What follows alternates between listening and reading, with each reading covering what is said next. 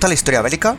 ¿Quieres ser parte de nuestra vieja guardia? Pues recuerda que también puedes escucharnos en formato audio podcast siempre que quieras desde la web o la app iVoox.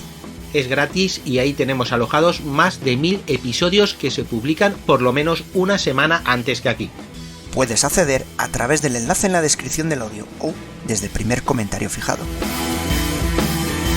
Te esperamos.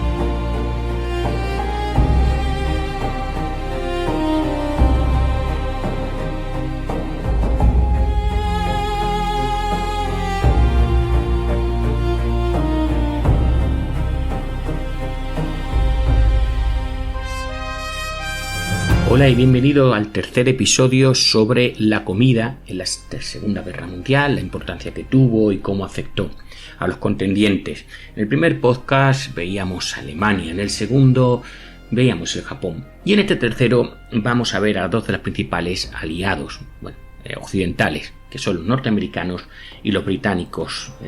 Vamos a ver primero el auge norteamericano y sobre todo las debilidades británicas a lo largo de la Segunda Guerra Mundial, que no quiere que en otro podcast más adelante no sigamos viendo este tema, pero vamos a empezar por algo sencillito, ¿de acuerdo? Y vamos a empezar con los norteamericanos, que decía así Ralph Watkins de la Junta Nacional de Planificación de Recursos de los Estados Unidos en noviembre del 42. Saldremos de esta lucha como la potencia dominante, dominante en poder naval, dominante en poder aéreo, dominante en capacidad industrial, dominante en producción mineral, dominante en producción agrícola. Estos son los recursos básicos del poder.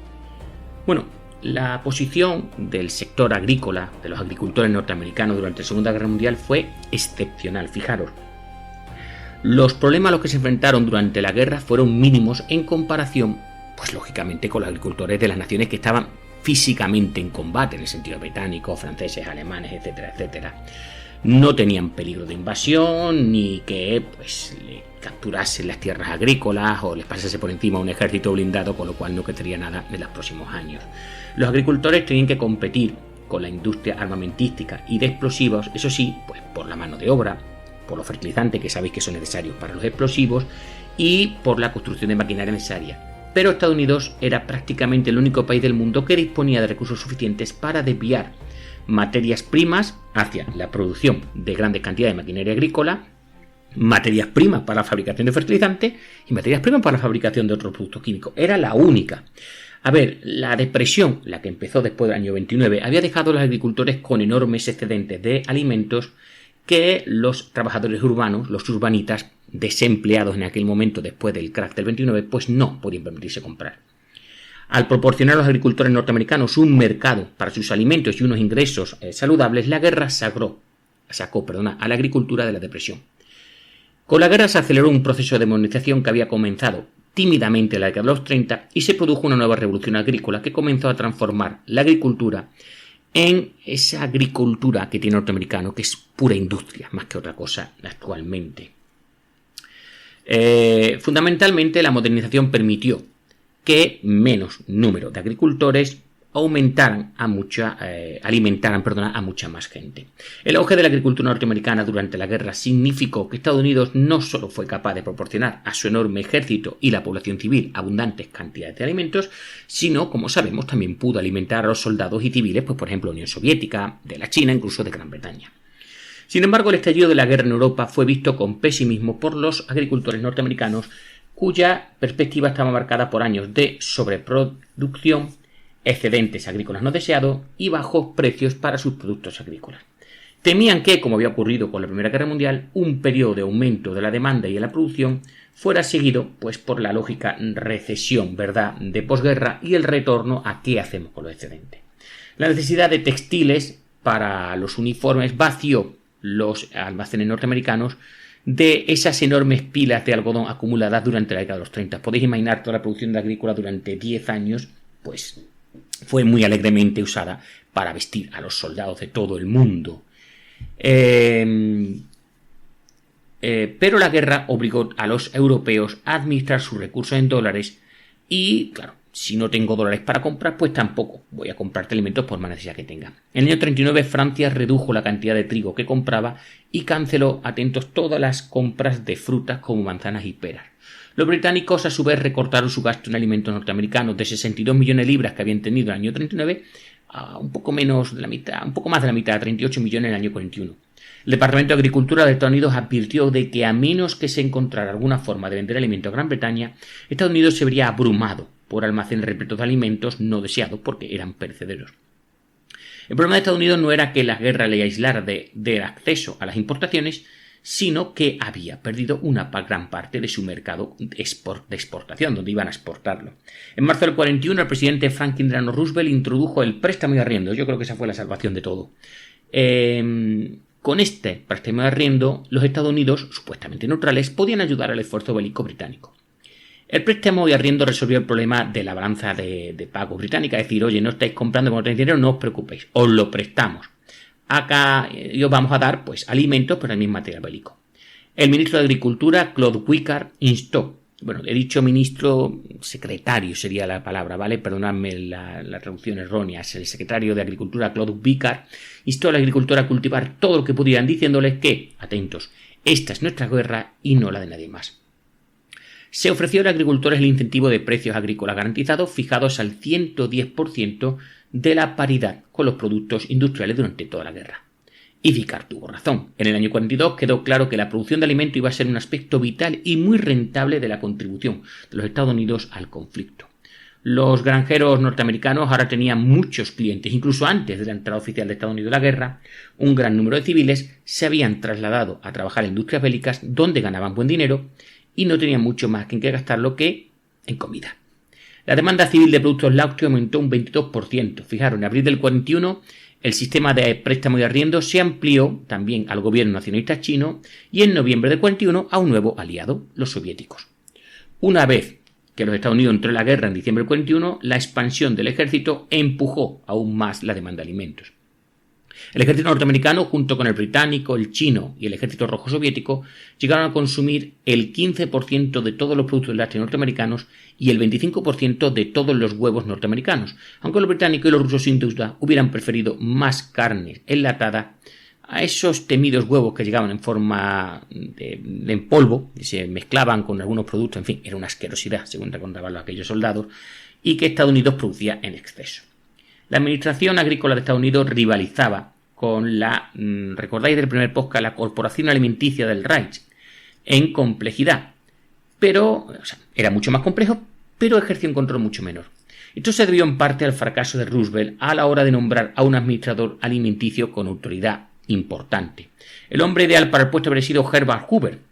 Hoover había desempeñado un papel importante en la administración alimentaria de Estados Unidos durante la Primera Guerra Mundial y había organizado el auxilio, la ayuda a la hambruna en Europa y la Unión Soviética en la década de los 20.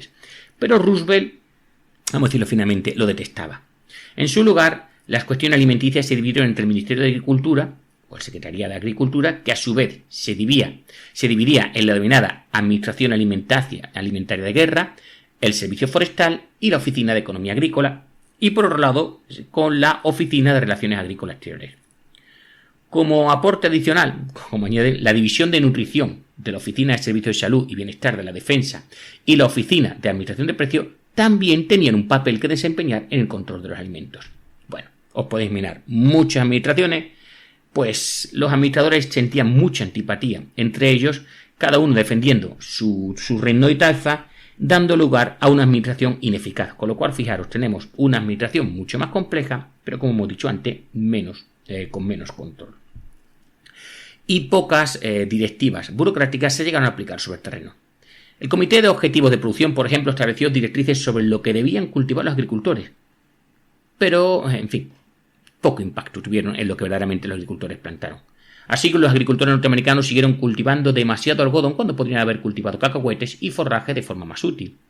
En el 44 se desperdiciaron recursos valiosos cuando los fruticultores plantaron una cosecha abundante de sandías. La Oficina de Administración de Precios consideraba que las sandías tenían un valor nutricional tan bajo que directamente no valía la pena fijar un precio máximo para ellas. En el 43 la sandía había sido tan escasa y la demanda tan grande que se habían convertido en un cultivo muy rentable de algunos agricultores. Al plantar el doble de la cantidad en el 44, los agricultores relativamente libres de controles simplemente estaban respondiendo a las necesidades del mercado. Lo más importante es que la Administración Agrícola estadounidense no logró impulsar la producción, sin embargo, de leche tanto como sí que era necesaria. Para mantener bajos los precios al consumidor, se tomó la decisión de no aumentar el precio que se pagaba a los ganaderos por la leche, sino subvencionar el coste que le estaba costando el pienso con el que alimentar a las vacas. El resultado fue que los ingresos de los ganaderos aumentaron, pero la producción de leche, esa no.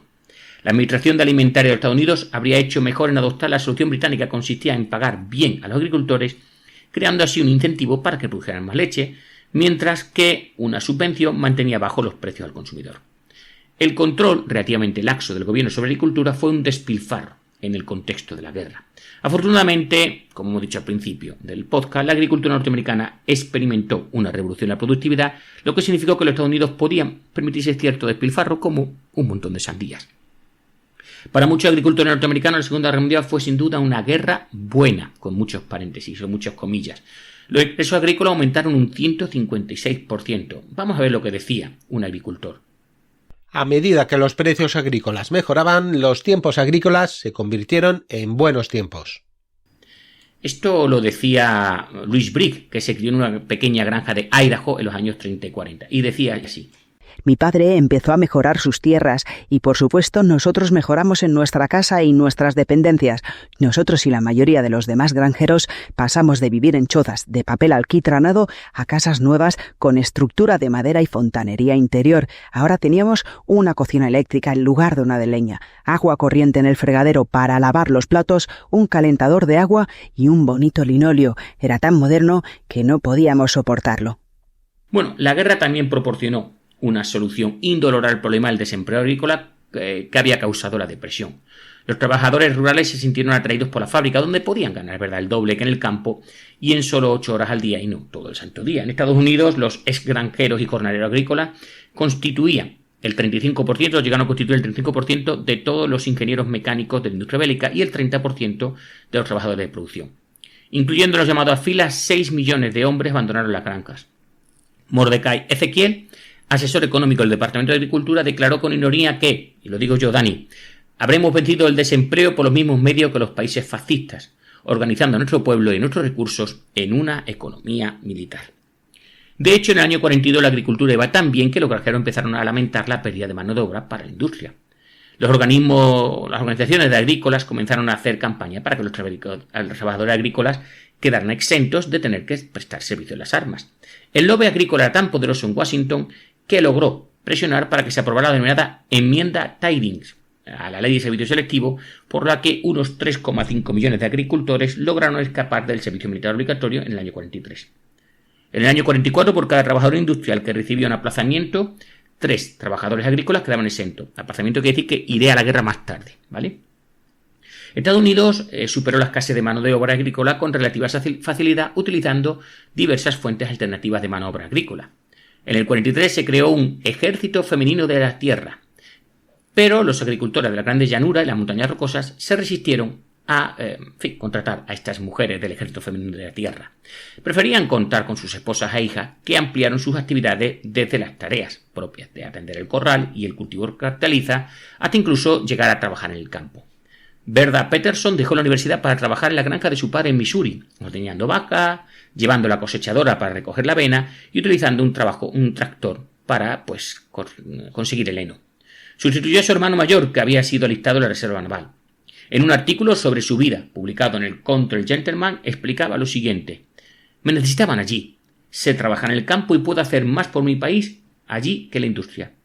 Las autoridades de Iowa estimaron que el uso que los granjeros hacían de sus esposas e hijos para trabajar en la granja aumentó del 13 al 36%.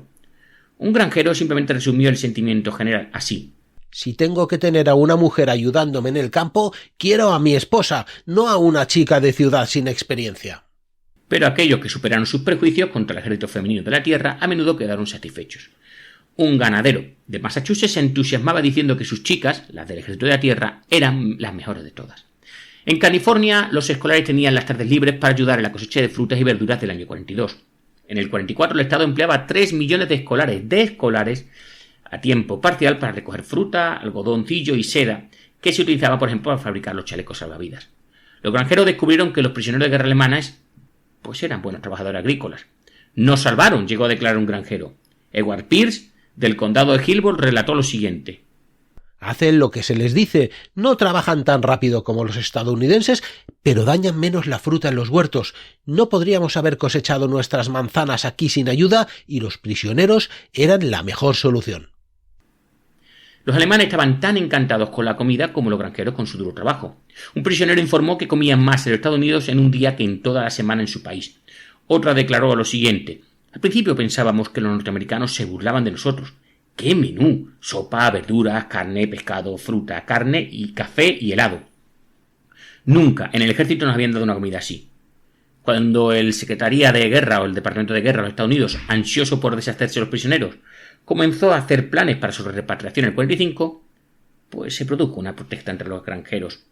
El granjero George S. Sweet escribió al senador Raymond E. Willis en agosto del 45 explicándole que iba a necesitar a sus prisioneros de guerra al menos hasta el 15 de noviembre, ya que la gente de ciudad no iba a salir a recoger su cosecha. En el verano del 44 comenzaron a salir a la luz las atrocidades alemanas en Europa del Este. Así pues, los prisioneros alemanes se entristecieron al descubrir que ya no se les alimentaba como si fueran soldados norteamericanos. Simplemente sus raciones se redujeron, pero su comida sigue estando muy por encima del nivel del que recibía cualquier trabajador en una granja alemana en el 45, por no hablar de cualquier prisionero de guerra o trabajador forzado en la misma Alemania. A pesar de coordinar la conspiración liberal judía del capitalismo norteamericano, Hitler había presentado a Estados Unidos como un país que había alcanzado un nivel de riqueza y consumo de masas al que Alemania pues estaba dispuesta a llegar, ¿no? Era lo que aspiraban. Cuando fueron repatriados, estos prisioneros de guerra alemanes se llevaron a su país maltrecho y derrotado una comprensión más completa de esa superioridad de los recursos norteamericanos y de qué significa el concepto de abundancia norteamericano. Si bien los norteamericanos trataron bien a los prisioneros de guerra, uno de los aspectos menos triunfales de la agricultura norteamericana durante la guerra fue el programa de braceros. Alrededor de 50.000 trabajadores mexicanos, traídos específicamente para trabajar en los campos de hortalizas y algodón de California y el suroeste, fueron aglutinados, reunidos en cuadrillas de trabajo, alojados en barracones de los más básicos y pagados con salarios irrisorios. Los braceros proporcionaban a las grandes empresas agrícolas mano de obra barata, no tenían derecho a sindicarse y eran totalmente explotables. ¿Me suena? Un aspecto aún más oscuro de la guerra estadounidense del campo fue el trato dado a los granjeros más bien nipo-norteamericanos.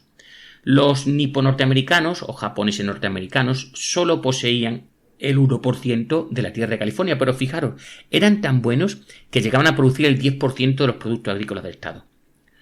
Durante la ola de odio histérico que siguió el ataque japonés a Pearl Harbor, los agricultores de fruta y verdura de California vieron la oportunidad simplemente de deshacerse de la competencia no deseada. C.L. Preisker, presidente de la Junta de Supervisión del Distrito de Santa Bárbara, dijo así: si empezamos ahora a expulsar a los japoneses, después de la guerra tendremos la oportunidad de lograr algo. Los japoneses norteamericanos fueron internados, como sabemos, en el campo en el 42. Lo expliqué yo en un poco en su momento. Muchos vendieron su granja a precio de ganga y dejaron que sus frutas y verduras se pusieran en los campos.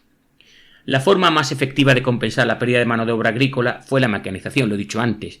La mecanización había avanzado lentamente, tímidamente, decía, en la década de los 30, pero la falta de beneficios y de capital agrícola había frenado el proceso.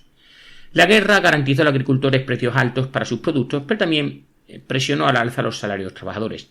Esto suponía un incentivo aún mayor para sustituir a los hombres por máquinas, y el aumento de los beneficios permitió a los agricultores comprar esa maquinaria. La escasez de acero supuso el racionamiento de la maquinaria agrícola. Sin embargo, de todos los países del mundo, Estados Unidos era el que disponía de materias primas y mano de obra suficiente para producir, aparte de carros de combate y todo lo que queráis, pues tractores, cosechadores y ordeñadoras en cantidad suficiente para que el número de estas máquinas en uso en las granjas norteamericanas se duplicaran del 41 al 45. La cosechadora de maíz y algodón y las trilladoras se hicieron habituales. El programa de electrificación rural, que había comenzado en la década de los 30, se amplió hasta el punto que en el 45 la electricidad se había convertido en un servicio básico para casi la mitad de las granjas norteamericanas, lo que permitió la introducción de refrigeradores eléctricos para la leche, molinos para los piensos y sistema de calefacción para los gallineros. Todo una novedad. La difusión de la maquinaria fue acompañada por un mayor uso de fertilizantes, herbicidas y pesticidas. Estados Unidos, Canadá y Gran Bretaña combinaron sus recursos, lo que significó que eran los únicos países del mundo con materias primas suficientes para aumentar colectivamente su uso de fertilizantes artificiales sin dejar de producir explosivos. El gobierno de Estados Unidos estableció 10 plantas de procesamiento de nitrógeno sintético y aumentó considerablemente la extracción de potasa y rocas fosfóricas. La mayor parte de la producción se canalizó hacia la industria del explosivo, lógicamente, pero hubo suficiente para que los agricultores norteamericanos triplicaran la cantidad de fertilizante que utilizaban, lo que garantizó que Estados Unidos, Canadá y Gran Bretaña fueran los únicos países que poseían suelos agrícolas que no habían sido gravemente empobrecidos por ese uso excesivo, ¿verdad?, de cultivos que al final de la guerra había afectado a todos los países en conflicto. Hubo, eso sí, una escasez extrema de piretrinas, la mayoría de las cuales se fabricaban en el sudeste asiático, en el que había sido ocupado por el Japón. Se utilizaban para fabricar insecticidas y con ello, pues para mejorar la agricultura y para las tropas que luchaban en los trópicos. Pero las importaciones de piretro procedente de margaritas cultivadas en Kenia permitieron a los agricultores norteamericanos aumentar el uso de insecticidas de arseniato y arseniato cálcico. No sé muy bien para qué sirven, pero supongo que si estuviera aquí el gran Antonio nos lo contaría. Además, la introducción generalizada de semillas híbridas y la cría selectiva del ganado permitieron grandes avances en el aumento de los rendimientos. Así, mientras prácticamente todos los demás países luchaban por mantener y mucho menos aumentar su productividad agrícola, la agricultura norteamericana terminó la guerra con un aumento de productividad de entre el 11 y el 30% según el producto. En el año 1909, el presidente Theodore Roosevelt alabó las virtudes de la población agrícola norteamericana. Dijo al Congreso que nuestra civilización se basa en el fondo en la salubridad y la prosperidad de la vida en el campo. Los hombres y mujeres de la granja representan lo que es fundamentalmente mejor y más necesario en nuestra vida americana. Necesitamos el desarrollo de hombres en el campo abierto, que sean en el futuro como en el pasado, el sustento y la fuerza de la nación en tiempos de guerra y su espíritu rector y controlador en tiempos de paz. Bueno, esta noción, siempre idealizada, ¿verdad?, de la agricultura como forma de vida, cedió paso a las fuerzas del mercado que transformaron la agricultura no en una forma de vida, sino en un negocio que se enfrentaba al mismo tipo de competencia y presión de precios que puede tener cualquier industria, donde la demanda constante era producir más por menos. Al rejuvenecer el mercado de los alimentos, la guerra permitió a los agricultores aprovechar los nuevos avances científicos. Pero los fertilizantes, los insecticidas, las máquinas, esas semillas híbridas que hemos dicho, hay que comprarlas cada año. Recordamos que antes lo normal es que un agricultor guardase semillas de un año para otro, pero estas híbridas no, hay que comprarlas en el mercado. En fin, la cría selectiva de ganado, no lo he dicho antes, exigían cada vez más inversión de capital en lugar de más mano de obra. Las pequeñas explotaciones agrícolas habían comenzado a desaparecer en la década de los 30, ya que las subvenciones agrícolas del New Deal, ¿verdad?, esa campaña que llevó a cabo Roosevelt para intentar salvar el país, favorecían a las explotaciones más grandes que, según los reformadores agrarios, estaban en mejores condiciones de satisfacer eficazmente las necesidades de la nación. Este proceso se aceleró durante la guerra.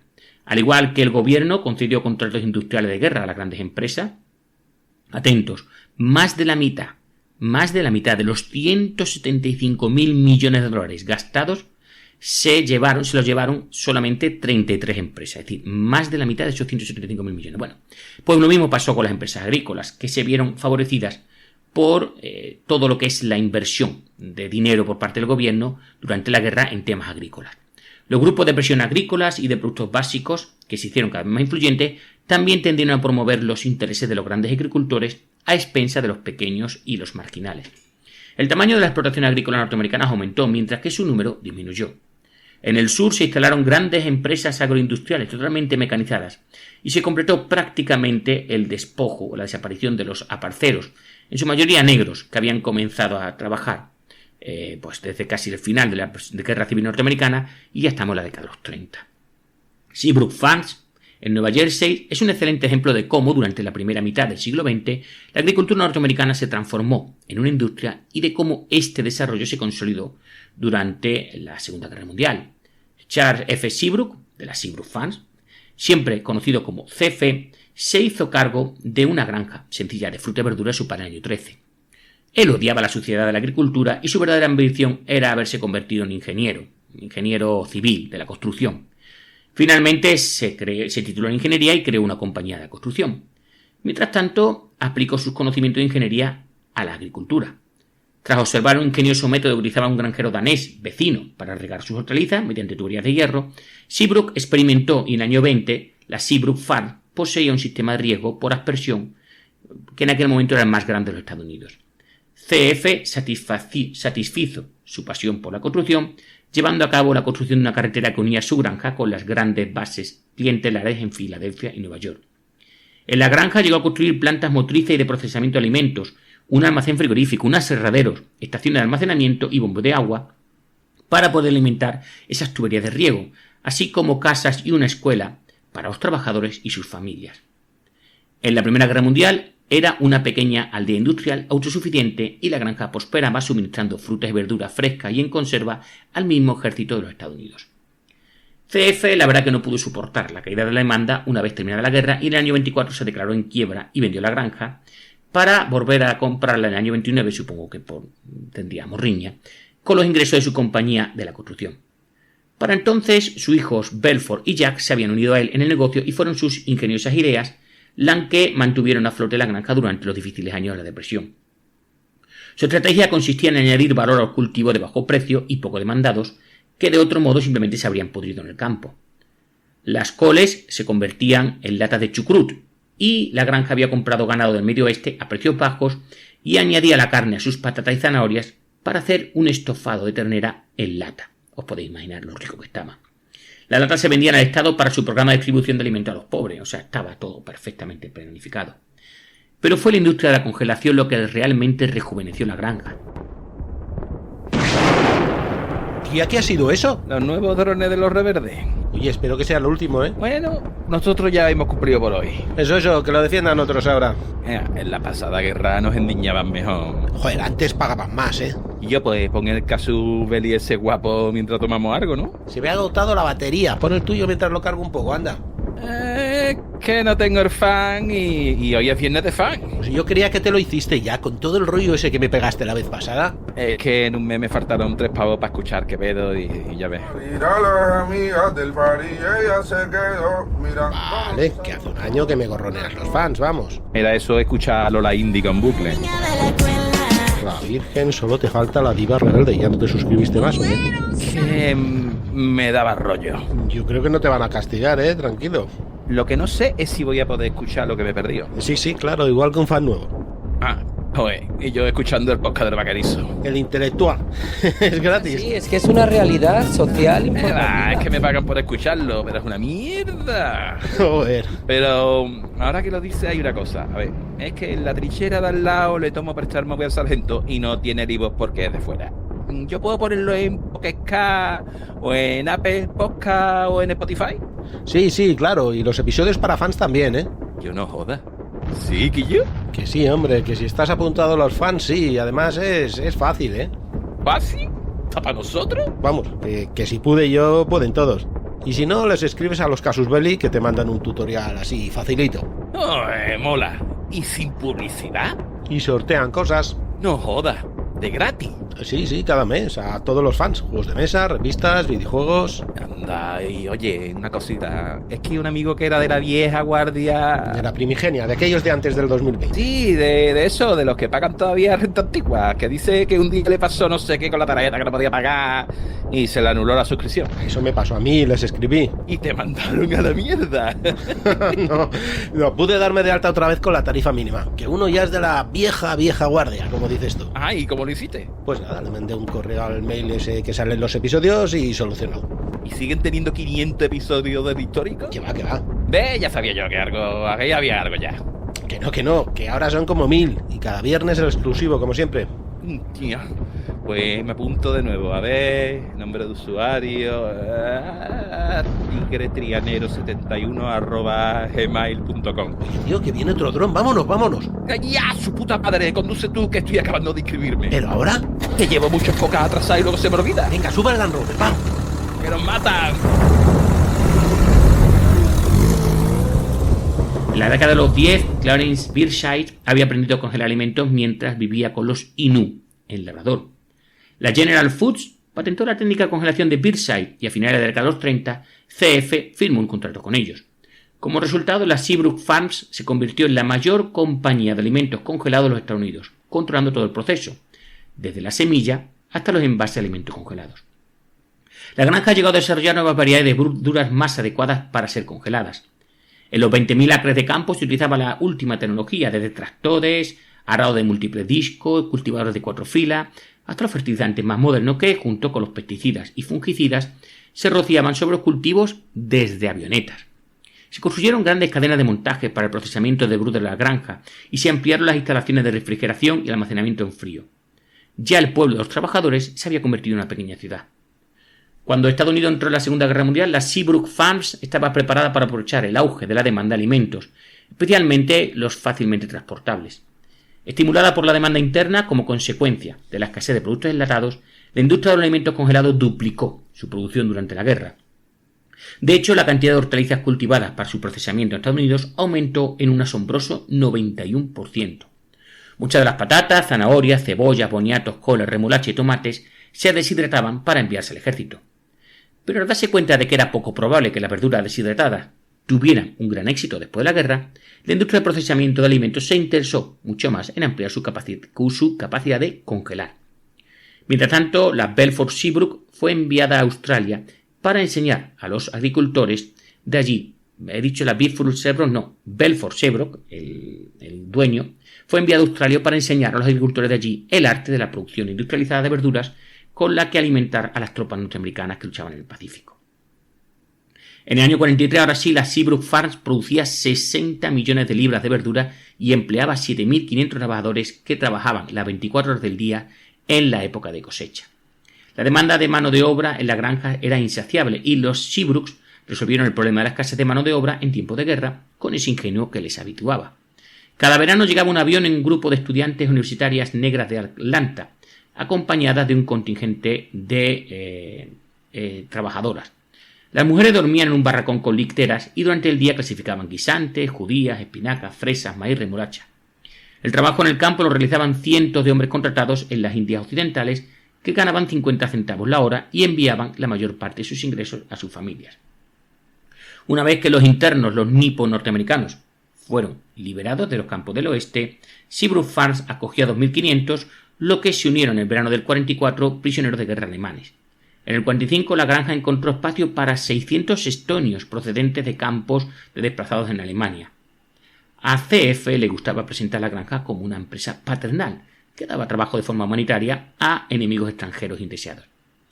Sin embargo, sus hijos lo recuerdan de otra manera, lo recuerdan más bien como un hombre frío y bastante despiadado, y los recuerdos de los trabajadores confirman que si bien la agroindustria era buena para los agricultores, no lo era tanto para los trabajadores agrícolas. Como la distancia hasta la ciudad más cercana era considerable, los trabajadores, pues fijaros, tenían que comprar alimento y otros artículos en la tienda de la compañía, y la tienda de la compañía los ponía a precios excesivos. Sus recuerdos predominantes eran largas jornadas, salarios bajos. La verdad que los sindicatos habían intentado entrar a la granja, pero habían sido echados literalmente por las malas a principios de la década de los 30. Y pues esos pueblos los recuerdan como segregados, apartados, construidos con bloques de hormigón feos, ¿vale? Es lo que pasa cuando se acaba creando pues, una especie de mini-estado, ¿verdad? En los años de posguerra, el aumento de la productividad agrícola norteamericana continuó hasta que a finales de la década de los 80, un granjero que en la década de los 40 habría podido alimentar a unas 10 personas, podía alimentar ahora a 90. El panorama de la agricultura norteamericana cambió drásticamente. En el sur, el algodón dejó de ser por fin el rey de los cultivos y los granjeros norteamericanos también desaparecieron. En California, el arroz se convirtió en un cultivo importante, mientras que los cultivos especializados, principalmente frutas y hortalizas, se cultivaban ahora en grandes explotaciones. En todo el norte, el ganado lechero siguió siendo importante, pero en el medio oeste, el maíz, el cerdo, las aves de corral y la soja se convirtieron en los cultivos dominantes. Antes de la guerra, los norteamericanos utilizaban la soja pues para proporcionar proteína a los animales, pero esta soja era indigesta para los pollos y los cerdos. No fue hasta la década de los 40 cuando la investigación desarrolló una técnica para desactivar el inhibidor enzimático de la harina, lo que ahora sí permitía a estos animales tolerar la soja. Su alto contenido en proteínas convirtió las semillas en un sustituto útil de la carne, y la harina de soja norteamericana se convirtió, por ejemplo, en el ingrediente principal de las salchichas británicas.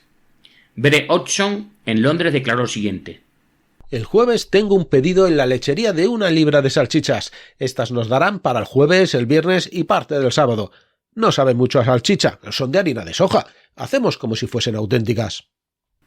Estados Unidos también envió latas autocalentables de trozos de soja para ayudar a alimentar al ejército indio, que, por motivos religiosos, pues la verdad, que no solía comer, ¿verdad?, mucha carne de ternera ni cerdo enlatado. Pero eso sí, tuvieron un éxito nulo. Yo me imagino al indio diciendo: prefiero comer lo que sea. La soja recibe un enorme impulso con la pérdida de los países productores de aceite vegetal en Extremo Oriente.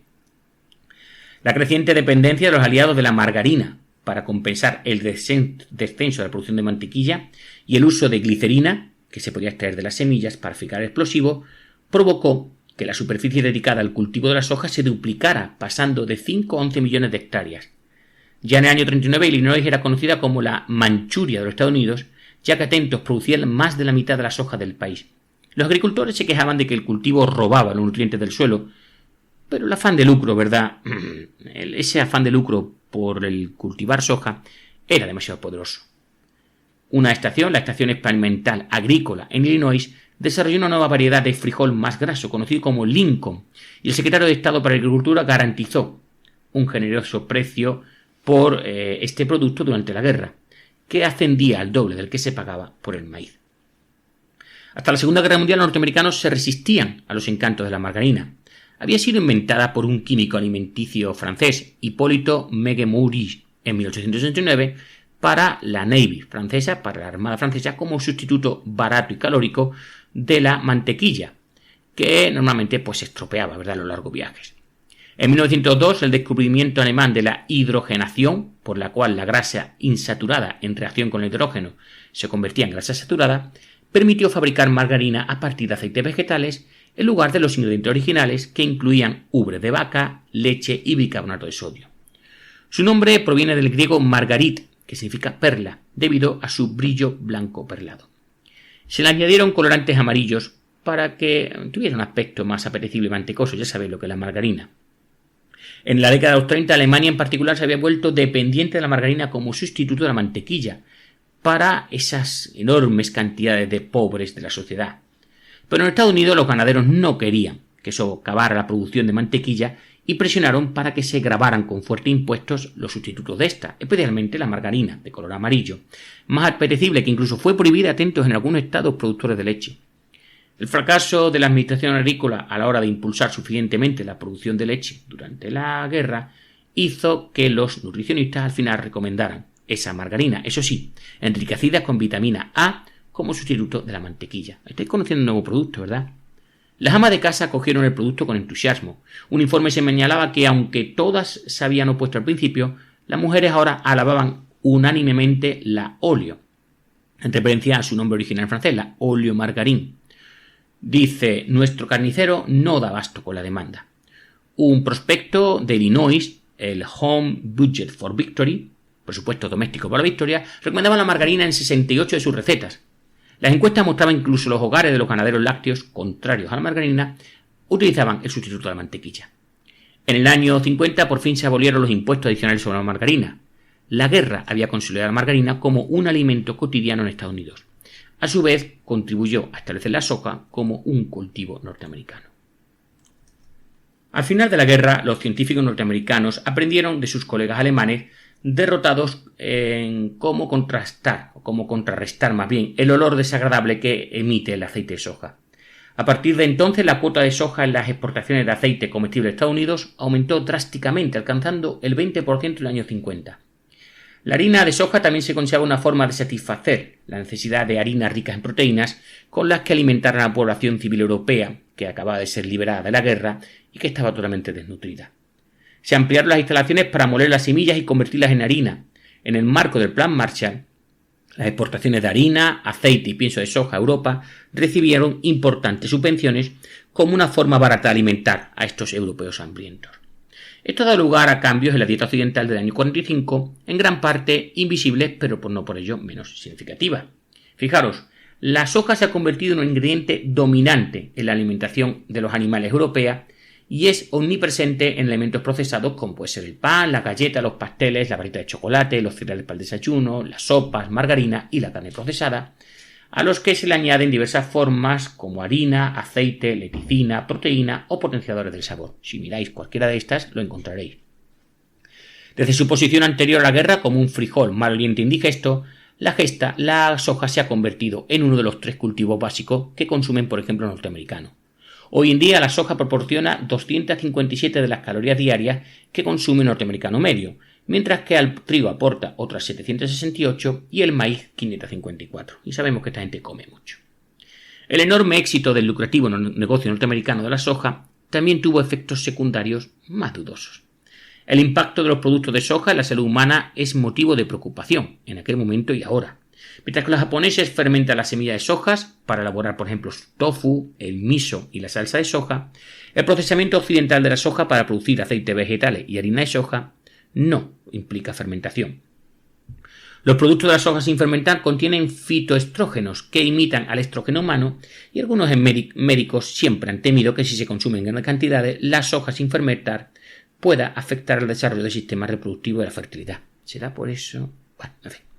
Las semillas de soja también aflojan el suelo mucho más que otros cultivos y en el oeste de Estados Unidos, que ya había perdido gran parte de su suelo, sobre todo a partir de la Gran Depresión y aquellas famosas tormentas de arena que hubo en los 30, pues como digo, la expansión de este cultivo socavó la necesidad real de concentrarse en conservar el suelo, especialmente cuando el problema de la sequía y la erosión del suelo llegó a reaparecer, por ejemplo, en los 50. Hoy en día el cultivo de soja se está expandiendo en zonas ecológicamente sensibles de Sudamérica y Centroamérica, socavando el ecosistema de la meseta brasileña del Cerrado y amenazando con invadir, si no lo ha hecho ya, la selva amazónica. Estados Unidos terminó la guerra prácticamente como el único país del mundo con un sector agrícola en auge. Su población civil apenas sufrió penuria en cuanto a abastecimiento de alimentos y su ejército fue el mejor alimentado, con diferencia durante toda la guerra. Sin embargo, Estados Unidos siguió siendo capaz de suministrar a sus aliados grandes cantidades de alimentos muy necesarios. En términos de precio, el volumen de las exportaciones agrícolas se triplicó. En el año 45, la Administración de Alimentos de Guerra de Estados Unidos resumió la importancia de los alimentos como arma de guerra. Como tal, se situaba, decía, al mismo nivel que los barcos, los aviones, los carros y las armas. Los alimentos en particular, los estadounidenses han sido, decía, especialmente cruciales en la guerra actual, porque han sido esenciales para la eficacia de nuestros aliados en combate, así como para nuestras propias fuerzas militares, y han sido necesarias para mantener la colosal productividad industrial aquí y en otros países aliados. Terminaban así: la guerra moderna exige una enorme producción de alimentos no solo para el consumo de las enormes fuerzas terrestres marítimas, sino también para el personal empleado en la industria bélicas, el transporte y otras ocupaciones relacionadas. La capacidad de Estados Unidos para llenar esta necesidad de alimentos le dio un control sobre sus aliados y una ventaja sobre sus enemigos. Cuando Estados Unidos terminó la guerra con una cosecha récord de 1945, la administración descubrió que la capacidad de controlar abundantes cantidades de alimentos seguía siendo sinónimo de poder en el mundo de posguerra, y aún lo podemos ver. Y bueno, vamos a alimentar a Gran Bretaña, y vamos a empezar con las palabras de John Cherrington, un granjero de Hampshire durante la guerra. La agricultura en tiempos de guerra no era tan productiva como lo es hoy en día. Los alimentos para el ganado estaban racionados y las técnicas para producir heno y ensilado de buena calidad se encontraban aún en una fase muy rudimentaria. Había escasez de fertilizantes y no existían los herbicidas que hoy en día mantienen a las malas hierbas alejadas de la mayoría de nuestros cultivos. Una producción de 1 tonelada por acre de todo tipo de cereales se consideraba bastante buena. Gran Bretaña entró en la guerra como la nación beligerante más dependiente de las importaciones de trigo. Pero la campaña del Ministerio de Agricultura para reestructurar la agricultura y pasar al cultivo de trigo y patata tuvo tanto éxito que el gobierno, la verdad, que nunca tuvo que racionar, por ejemplo, el pan. Muchos historiadores han celebrado la campaña de arado iniciada por el gobierno como un éxito rotundo. Se describe como una medida que sacó a la agricultura británica de una fase de depresión con bajos insumos y baja productividad, y que, con la introducción de innovaciones tecnológicas, reorientó las explotaciones agrícolas británicas hacia una agricultura mucho más productiva. En el libro The People's War, Angus Calder argumentó que la campaña devolvió a la agricultura británica su apogeo victoriano antes de que se desarrollara la nueva economía mundial de los alimentos y Gran Bretaña pues empezase a importar otra vez cereales baratos del extranjero. Sin duda los agricultores fueron el grupo social que más se benefició de la guerra. El generoso plan de precios introducido por el gobierno, como he explicado antes, supuso que entre el año 39 y 45 los ingresos agrícolas se cuadriplicaran. Incluso trabajadores agrícolas se beneficiaron, ya que sus salarios se llegaron a duplicar. Los consumidores se vieron protegidos del aumento de los costes gracias a las subvenciones que mantuvieron los precios de los alimentos en las tiendas a un nivel razonable. Sin embargo, investigaciones que se han llevado posteriormente sugieren, ¿verdad?, que los logros agrícolas de la guerra fueron quizás menos impresionantes de lo que se suele sugerir. El aumento del rendimiento se debió más al simple aumento de la superficie que se había cultivado y al trabajo duro, a la antigua usanza, que a las innovaciones tecnológicas. Fijaros, al ampliar la superficie cultivada, los agricultores británicos pudieron aumentar su contribución a la dieta británica del 33 al 44% de las calorías, y en Gran Bretaña pudo ampliar de 120 a 160 el número de días al año en la que se podía alimentar por sí misma sin necesidad de nada externo. Estas cifras demuestran que la recolonización de la agricultura británica no liberó en modo alguno de la isla de su dependencia de las importaciones.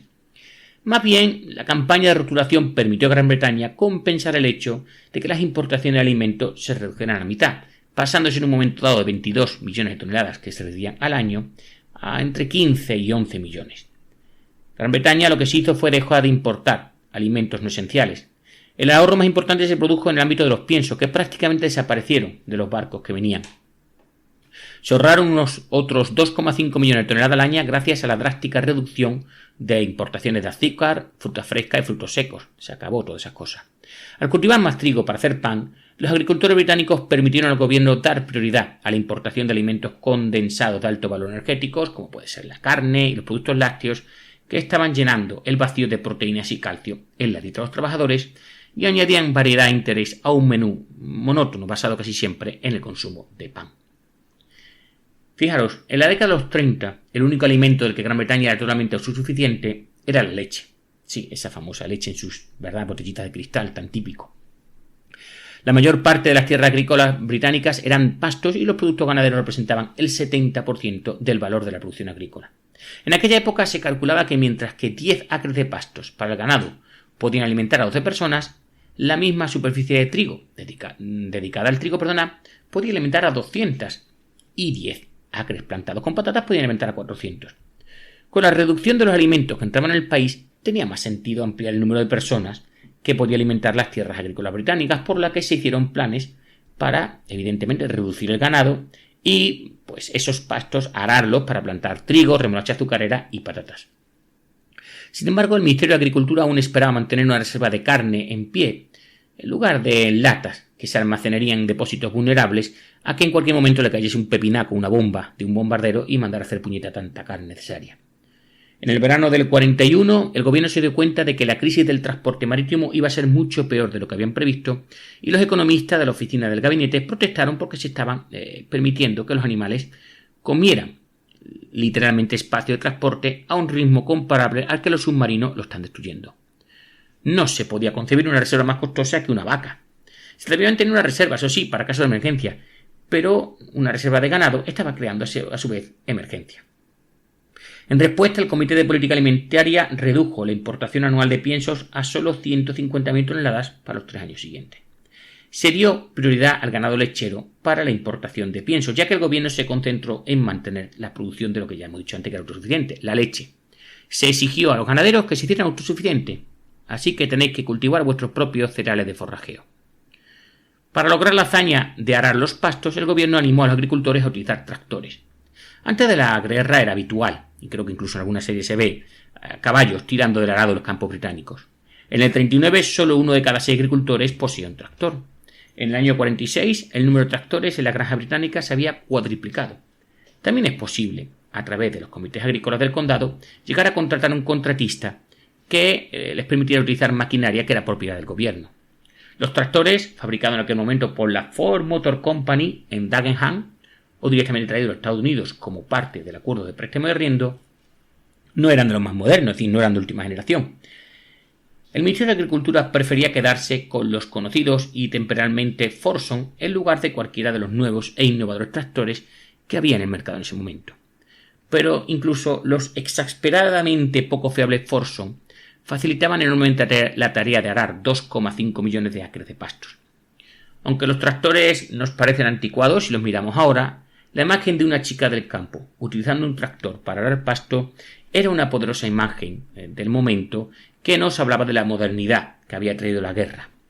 Sin embargo, la revolución mecánica tenía sus límites. Durante la guerra, la mayor parte de la siembra se realizaba con sembradoras de copa, que se habían llegado a fabricar desde el año 19. Para garantizar el éxito de la campaña de arado, en esencial aumentar el uso de fertilizantes, ya que gran parte de las nuevas tierras que se destinaban al cultivo pues eran nuevas, con lo cual eran pobres en ácido fosfórico, pues hubo que utilizar esos fertilizantes. Una de las contribuciones más importantes de Canadá al mantenimiento del suministro alimenticio de Gran Bretaña fue la expansión de su propia industria del fosfato y el nitrógeno. El nitrógeno era esencial tanto para los explosivos, lo he explicado antes, como para los fertilizantes artificiales, por lo que se crearon 4 grandes plantas de nitrógeno sintético en Canadá, con ayuda, eso sí, financiera británica. De este modo, Gran Bretaña protegió su fuente vital de nitrógeno de las bombas alemanas y Canadá actuó como almacén, salvaguarda, ¿verdad?, para sus fosfatos de amonio británico. Bajo los auspicios de la Junta Combinada de Alimentos, Canadá también compensó la interrupción del comercio mundial de fertilizantes, convirtiéndose, atentos, en el principal proveedor de fertilizantes de fosfato de amonio para el resto de la Commonwealth y del Imperio Británico, que a su vez también proporcionaban ellos alimentos a Gran Bretaña. Los suministros soviéticos de potasa también se habían canalizado a través de Canadá y Estados Unidos. En lugar de sobrecargar aún más las ya saturadas líneas ferroviarias que conducían al frente, los soviéticos extraían la potasa en los Urales y los enviaban en un viaje que daba casi la vuelta al mundo. Atentos, tenían que llegar hasta Siberia, de allí a América del Norte, de América del Norte a Canadá y allí finalmente a Gran Bretaña. El suministro de fertilizante en Gran Bretaña también se vio impulsado periódicamente con envíos de potasa y rocas fosfóricas procedentes de Estados Unidos, de Chile, Palestina y cuando se capturó el norte de África de Marruecos. Esto permitió a los agricultores británicos duplicar con creces el uso de fertilizantes nitrogenados y fosfatados y con ello aumentar significativamente la cantidad de potasa y cal que podían esparcir en sus campos. La introducción de muchos más tractores y el aumento de los usos de fertilizantes hicieron posible la campaña de arado, pero no supusieron, sin embargo, una revolución en cómo se hacían los métodos agrícolas. Tony Harman, un agricultor de Buckinghamshire, recordaba que durante la guerra se probó un herbicida llamado Agroxone, que acabó con la masa amarilla de flores de albarinilla que siempre había acompañado a la cebada primaveral. Sin embargo, no fue hasta después del 45 cuando las granjas británicas comenzaron a beneficiarse realmente del uso extensivo de semillas híbridas, pesticidas, herbicidas y la cría selectiva de ganado que empezaron a utilizar los Estados Unidos durante la guerra. Las variedades de cereales que utilizaban los agricultores británicos entre el 39 y el 45 se habían introducido ya en la Primera Guerra Mundial y la mayoría de las vacas lecheras no eran cruces de alto rendimiento, sino que simplemente era la típica vaca del momento, la Shorton, de tipo antiguo, que todavía se ordeñaban a mano. El hecho de que los rebaños lecheros no estuvieran totalmente modernizados fue de hecho una suerte. Las vacas normales, fijaros, se alimentan bien, con un pienso voluminoso de producción propia que había disponible y se producían entre 300 y 400 galones al año con su dieta austera, a diferencia de las razas finas de vacas de alto rendimiento que no producen una buena leche si no tienen una dieta concentrada y rica en proteínas, con lo cual utilizar estas vacas de raza Shorton fue una suerte. No fue hasta después de la guerra cuando la introducción de los avances tecnológicos produjo un enorme salto en el rendimiento de cultivos y el ganado. No obstante, en el 43 los agricultores británicos tuvieron una cosecha récord de trigo. Al comienzo de la guerra, prácticamente todo el trigo para el pan del país era importado, pero en el 43 Gran Bretaña pudo cubrir la mitad de sus necesidades de cereales para pan con su trigo, el trigo de producción nacional. La cebada, la avena, los cultivos forrajeros y las hortalizas registraron aumentos significativos y se produjo un modesto incremento en el rendimiento, por ejemplo, a la remolacha azucarera, que no estaba limitado por la agricultura, sino por la capacidad de procesamiento de las fábricas de azúcar.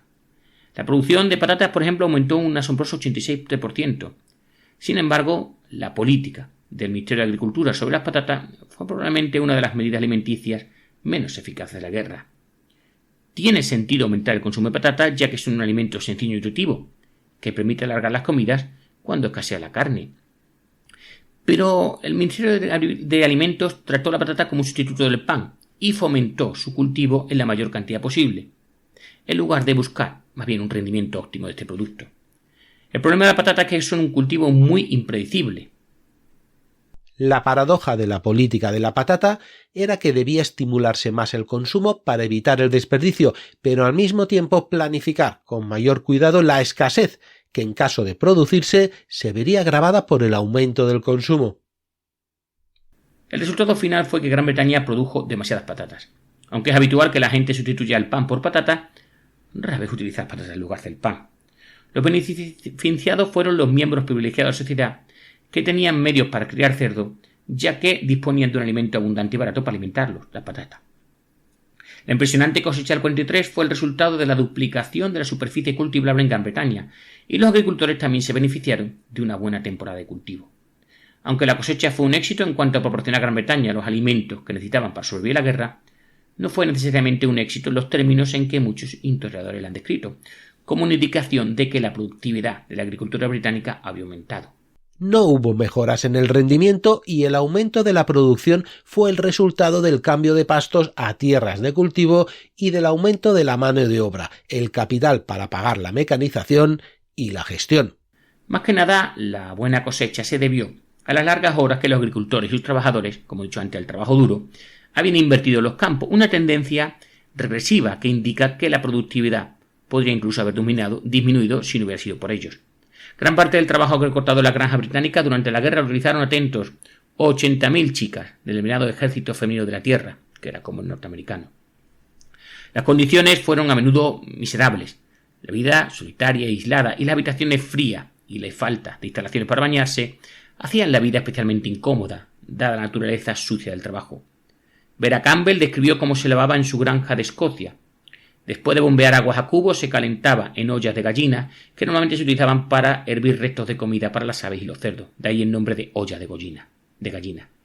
Tras verter el agua en una vieja bañera de zinc, primero se lavaba la mitad superior del cuerpo, se secaba, se ponía un jersey caliente y ahora se sentaba en la bañera para la mitad inferior del cuerpo. Era bastante desagradable, según recuerda cuando hacía frío. Los granjeros solían ser hostiles y obstinados, en el mejor de los casos taciturnos, podríamos decir, y las chicas a veces pues sufrían acoso sexual por parte de los trabajadores agrícolas varones. Además cuentan que siempre tuvieron hambre. El pan con mantequilla y las patatas eran la base de la dieta y era habitual que los granjeros y las caseras se quedaran con los mejores alimentos como el bacon o la ración extra de queso que tenía que llegar a las chicas del campo, lo que significaba que en la mayoría de los casos acabaron comiendo sándwiches de remolacha para almorzar. La parte del ejército de tierra que se organizaba en cuadrilla de trabajo y vivía en los albergues solía estar en mejores condiciones que las que vivían en las granjas. Los albergues, eso sí, estaban superpoblados. Y decían así: la vieja, la encargada del albergue, era una tarta. La casa era húmeda y fría, pero al menos tenían compañía. Y aunque la comida, recuerda, estaba podrida, solía haber suficiente. Y bueno, la verdad que este ejército femenino de tierra era, para la mayoría de las mujeres, una forma interesante, a veces liberadora, pero siempre agotadora. En fin, en última instancia muchos decían que era gratificante, una forma de contribuir al esfuerzo bélico. Han Hall recordaba que trabajar, comer y dormir, pues esa era la rutina diaria, pero me encantaban las vacas. Y Linda Sinclair, que se alistó siendo una tímida joven de 17 años, que atentas ni siquiera había subido nunca a un tren, ganó confianza aprendiendo a manejar una excavadora y ayudando a limpiar los bancos del río Scarne en Durham, que se habían encenagado. Los hombres con los que trabajaba se quedaban asombrados cuando salía de la máquina. Solo medía 1,5 metros. Una vez que las mujeres demostraban su valía, muchos granjeros reconocieron que su ayuda fue inestimable. Un granjero de Northamptonshire, Dios mío, lo que me cuesta decir algunos nombres de localidades británicas, escribió a Landguard, al ejército de tierra británico, elogiando a Mary Hall, y decía así: no tengo palabras para alabarla, ya que no ha sido fácil para una chica pasar por el frío y la humedad que hemos tenido este invierno. No ha faltado ni un solo día, ni ha llegado tarde en ningún momento, a pesar del mal tiempo que hemos tenido. Me temo que pensaba que las chicas de la tierra eran trabajadoras de verano, pero Mary me ha demostrado que estaba equivocado. Los prisioneros de guerra también compensaron la escasez de mano de obra en las granjas. Los granjeros británicos preferían la ética de trabajo de los prisioneros alemanes y se quejaban de que no se podía convencer a los italianos para que trabajaran si no les sobornaban con chocolate y cigarrillos. Pero finalmente se movilizaron a 50.000 prisioneros de guerra italianos para trabajar en la agricultura, lo que redujo la necesidad de la variopinta tripulación de soldados, el tabernero y el cartero. Escolares e incluso habitantes de pueblos que se pasaban los veranos en campamentos agrícolas y que los primeros años de la guerra se habían unido a estas chicas del campo, este ejército de mujeres del campo, en la cosecha, ¿vale? Ya no había soldados, también era carteros, ya había soldados italianos. A diferencia de los agricultores norteamericanos, que estaban sometidos a un control gubernamental relativamente escaso, los agricultores británicos sí estaban controlados por los denominados comités ejecutivos agrícolas de guerra que se establecieron en cada condado, que mezclaban una especie de feudalismo anacrónico con un socialismo derivado de la guerra.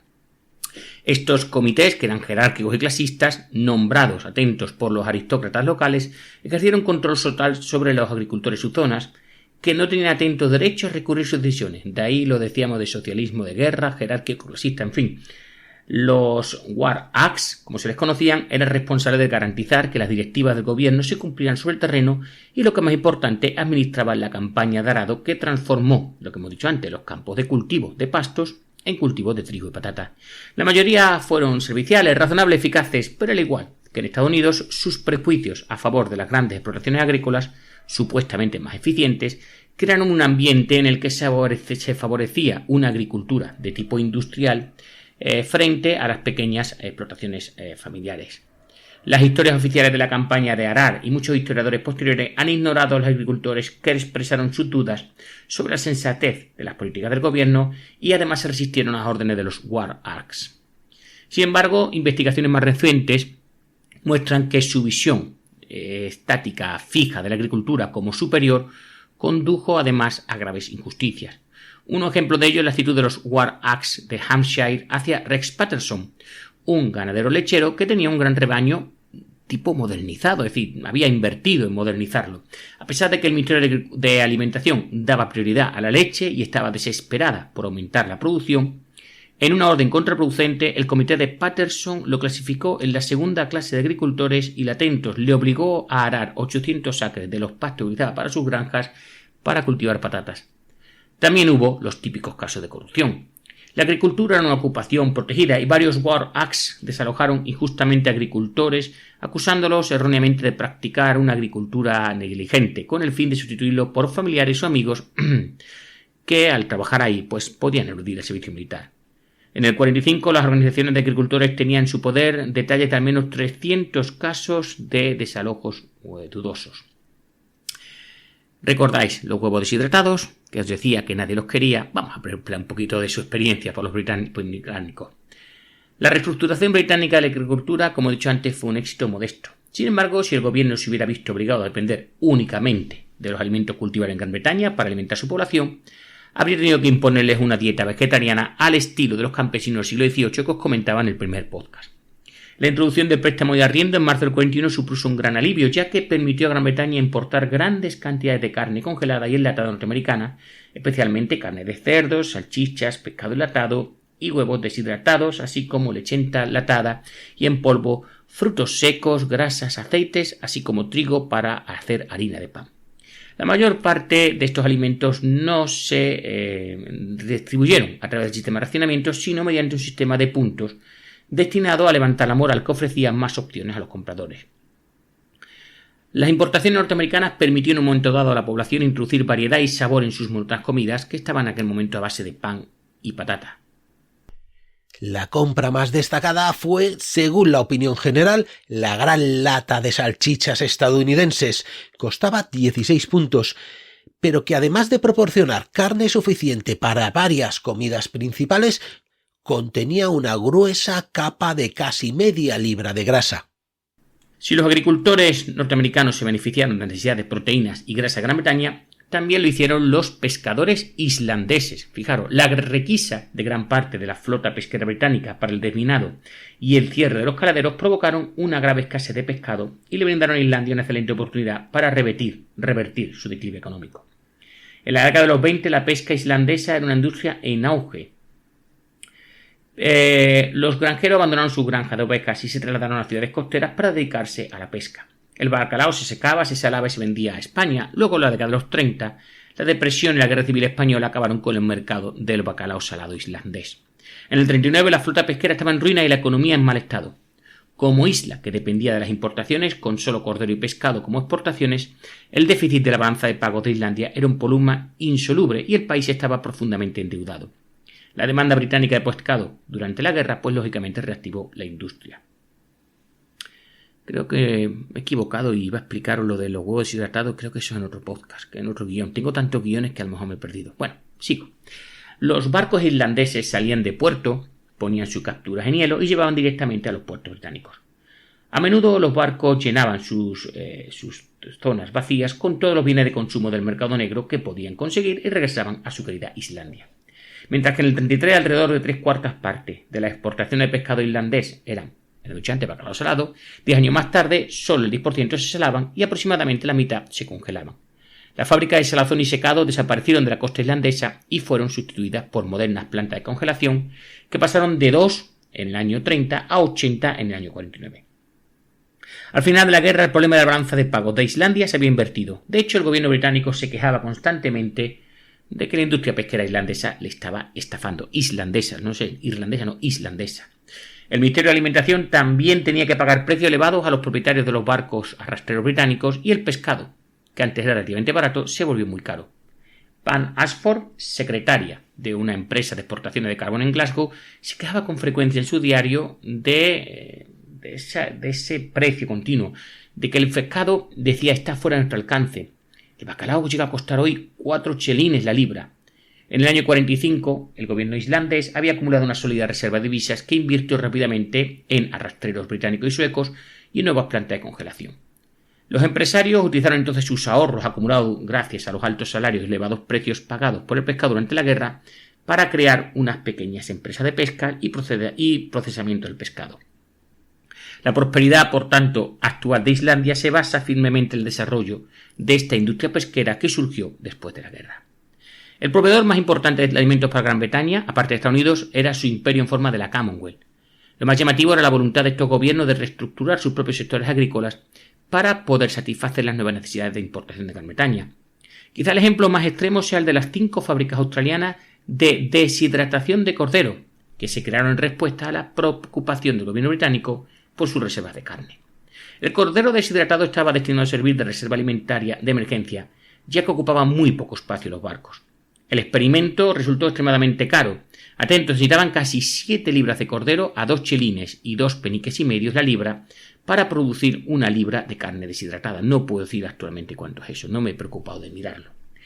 Bueno, una vez vuelta a ser hidratada, es decir, reconstituida, una libra daba 3 libras y medias de una carne picada, gris, grumosa y muy desagradable. El repugnante cordero reconstituido era un ejemplo perfecto de cómo convertir alimentos de mala calidad en algo casi incomestible. Al final, los británicos nunca tuvieron que recurrir al cordero deshidratado como componente de sus raciones de carne. Una vez superada la crisis del transporte marítimo del año 42-43, que Antonio y Dani nos han contado en la maravillosa saga del Atlántico, los australianos cerraron sus plantas de deshidratación de cordero y tuvieron que asumir las pérdidas económicas derivadas de su fabricación. Al principio y al final de la guerra, Australia suministró a Gran Bretaña gran parte de su carne congelada, pero Estados Unidos y Canadá fueron los principales proveedores en el 43, cuando la carne australiana se tuvo que desviar para alimentar a los chicos norteamericanos que estaban en el Pacífico. Los canadienses reflejaron el proceso de reestructuración británica a la inversa, ya que los agricultores pasaron de la agricultura a la ganadería. En las llanuras occidentales se animó a los agricultores a reducir la producción de trigo y a empezar a cultivar cereales para el forrajeo, que se utilizarían para engordar las crecientes rebañas de cerdos y vacas que estaban surgiendo en el país. Canadá, por tanto, sustituyó a Dinamarca como el principal proveedor de tocino de Gran Bretaña, suministrando a la isla 4/5 partes de su consumo de tocino al final de la guerra.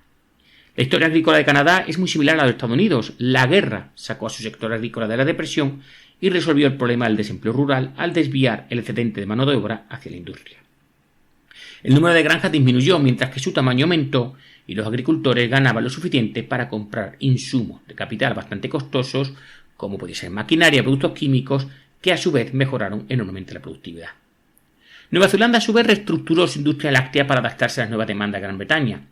Antes de la guerra, Nueva Zelanda había suministrado a Gran Bretaña grandes cantidades de mantequilla, pero la mantequilla era casi exclusivamente un alimento energético que aportaba muchas calorías, pero solo trazas de proteínas y minerales tan necesarias. El queso, en cambio, aportaba proteínas, calcio y fósforo, además de energía.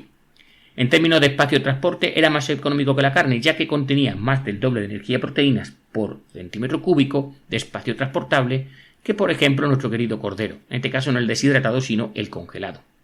El gobierno británico solicitó al Ministerio de Agricultura de Nueva Zelanda que cambiara la producción láctea de mantequilla al queso.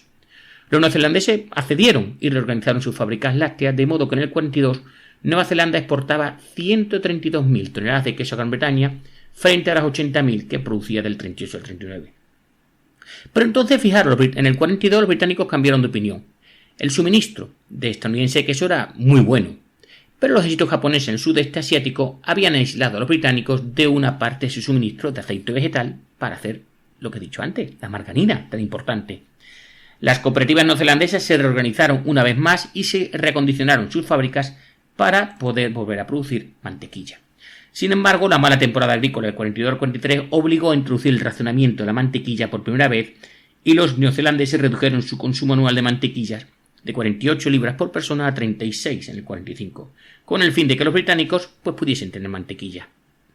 En el 42 el número de barcos que llegaban a los puertos neozelandeses había disminuido considerablemente, pero se pudieron mantener las exportaciones de carne gracias al deshuesado y al empaquetado de la carne de vacuno, cordero y carne. El deshuesado de la carne de vacuno fue una ingeniosa técnica para ahorrar espacio inventada por el mismo ejército de Estados Unidos. ¿Qué se hacía? Pues ya sabéis, se corta, se eliminan los huesos, las grasas y los cortes menos nutritivos de las canales que luego se comprimían en cajas de 50 libras. Ocupaban alrededor de un 60% menos que el espacio que cuando la carne se cuelga en canal y, en fin, lo que hacíamos es que se aprovechaba mejor el espacio de los barcos frigoríficos, que eran muy escasos estos barcos. La deshidratación y el enlatado también redujeron el volumen de las exportaciones de carnes y los neozelandeses al final invirtieron en estas industrias. En general, la producción cárnica de Nueva Zelanda aumentó un 14%, pero aún así fue necesario introducir el racionamiento de carne en marzo del 44 para garantizar un excedente suficiente para poderlo enviar a Gran Bretaña. El socio comercial más importante de Gran Bretaña en Sudamérica fue Argentina, que se enfrentó a una espantosa reducción del 70% en la cantidad de envíos que llegaban a sus puertos. Los argentinos demostraron un gran ingenio para hacer frente a la escasez de transportes marítimos. Aunque el volumen de las exportaciones argentinas tuvo que reducirse considerablemente, lograron mantener el valor de las exportaciones de alimentos. Atento, la solución consistió en tramitar todos los productos alimenticios antes de su envío. Esto no solo reducía el volumen de las exportaciones de alimentos, sino que aumentó su valor. Con la enorme caída de la demanda mundial de piensos para animales, Argentina duplicó el tamaño de sus propias piaras de cerdo y transformó el maíz, que normalmente había exportado, en conserva de cerdo. Las semillas oleaginosas se prensaban para obtener aceite vegetal y la carne de vacuno se deshuesaba o se enlataba. De hecho, la carne en conserva argentina llenó los almacenes británicos, ya que constituía la mayor parte de las reservas de carne del país. Argentina acabaría suministrando a Gran Bretaña el 40% de todas sus necesidades de carne durante la guerra.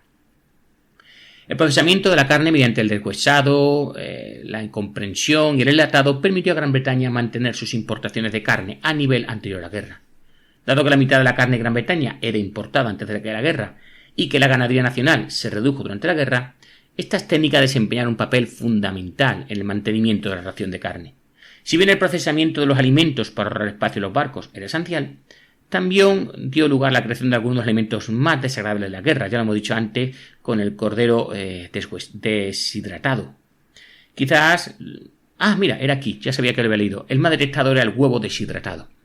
El Departamento de Investigación Científica e Industrial del Ministerio de Alimentos británico desarrolló la técnica de secado por atomización de los huevos para crear un polvo que ocupaba solo el 20% del espacio del transporte necesario para enviar un huevo fresco. Estados Unidos producía huevos en exceso, por lo que nunca hubo escasez de huevos en polvo. Cada 4 semanas, cada hogar británico tenía derecho a un paquete gris de huevo deshidratado que supuestamente equivalía a una docena de huevos frescos. Pero el huevo en polvo no es, y nunca ha sido un sustituto del huevo real. Por mucho que se batiera hasta quedar espumoso, no conseguía, conseguir un pastel. Los británicos se empeñaron en seguir utilizando huevo en polvo para hacer tortilla y los huevos revueltos. Y según escribió Jill Beatty, las dos palabras que aún me hiela la sangre son huevo en polvo. En fin, el peor desayuno, dice, era un bloque de 2 pulgadas, 5 centímetros de huevo revuelto duro, que rezumaba agua y empapaba la media rebanada de pan tostado que había debajo. Y el sabor, ¡guau! Como curiosidad, mi padre la leche en polvo tampoco puede tomarla. Fue de las que lo tuvo que tomar después de la guerra civil con el envío que hacían los norteamericanos. Recuerdo unas latas grandísimas. Y no puede tomar ningún producto, ningún postre que lleve huevo en polvo, ya sea leche en polvo, ya sea un postre, ya sea un yogur, ya lo que sea, no puede. Le llega el sabor y le dan ganas de vomitar. Así que entiendo a este hombre con los huevos en polvo. Bueno, el queso procesado, dice, no era mejor.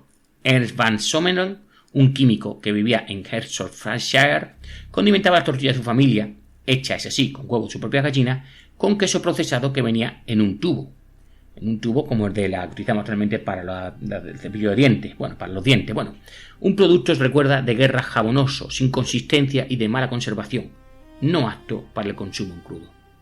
Se fabricaron otros polvos y pastas indescriptibles. Dorian Living recordaba que hacia el final de la guerra apareció el plátano en polvo, pero a todos nos parecía repugnante. Se convirtió en una broma que si los niños nos portábamos mal, nos iban a obligar a comer una cucharada. Durin nunca había probado un plátano y le molestaba los plátanos que colgaban en los escaparates de la frutería. A menudo molestaba a los adultos para que le describiesen su sabor. Una pregunta imposible, los plátanos no se parecen en nada, excepto los plátanos. El único producto que el procesamiento hacía más deseable, al menos a ojos de los niños, era la leche. Como niña de la guerra, decía esta chica, mi madre se colaba en la despensa de su vecino para robar una cucharada de leche condensada en cualquier lata que estuviera abierta. La lata de leche condensada también se convirtieron en un producto útil para el trueque entre soldados y civiles. Vamos terminando. La reorganización de la agricultura británica fue un elemento esencial para garantizar el suministro de alimentos de la isla, pero la verdadera fuerza de la política alimenticia fue la continua dependencia de Gran Bretaña de las importaciones. La posición central de Gran Bretaña en el comercio mundial de productos básicos le permitía recurrir a los recursos alimenticios de una amplia variedad de países con sistemas agrícolas más productivos, desde Estados Unidos, lo he dicho antes, hasta Argentina, pasando por las naciones de la Commonwealth y evidentemente sus colonias, que veremos en otros podcasts, no os preocupéis, incluso con las grandes hambrunas, ¿verdad?, que tenemos en la India y otras regiones. Bueno, y luego tenemos el pescado de Islandia. Gran Bretaña redujo sus exportaciones en peso, pero aún así logró importar el 56% de las calorías consumidas en la isla. Así pues, la condensación de los alimentos fue la clave para mantener alimentada a Gran Bretaña. Sin embargo, si bien los británicos no sacrificaron el contenido energético de sus alimentos, lo que sí sacrificaron fue el sabor, si alguna vez lo han tenido esta gente en su comida.